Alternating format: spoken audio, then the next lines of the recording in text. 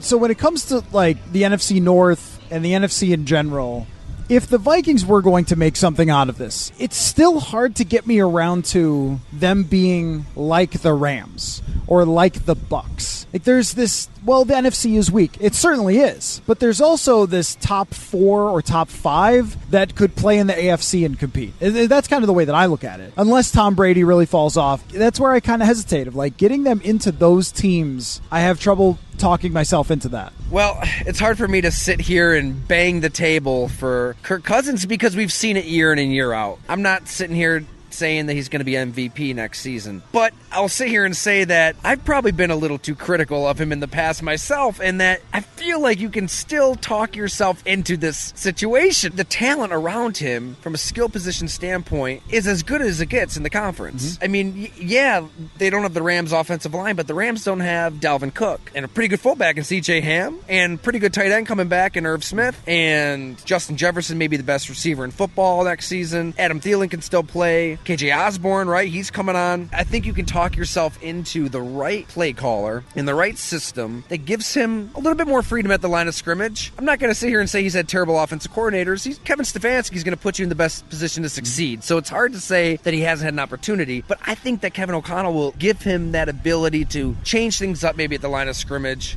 like he hasn't been able to in the past. And the offense really wasn't the problem last year. It was the defense. So I don't think the secondary can be any worse. Well, and I feel like I'm probably higher on Zadarius Smith than most. Yeah. I feel like he can still be that disruptor that you saw in 2019 and 2020. So that's going to free up things for Danielle Hunter. If they're just, okay on defense, that's a huge step up. Yeah, I mean, I think that they're a playoff team. And a lot of that is, you look around the NFC and you go, just pretty uninspiring. But I think that we've seen coaching and play calling matter in a big way. I mean, look at San Francisco the last few years. I mean, I am not a Jimmy Garoppolo advocate by any means, and somehow Kyle Shanahan gets that guy into the playoffs, deep into the playoffs. I think that it can make a bigger difference maybe than we think on the sideline, and that Kirk Cousins has enough talent to take advantage of that.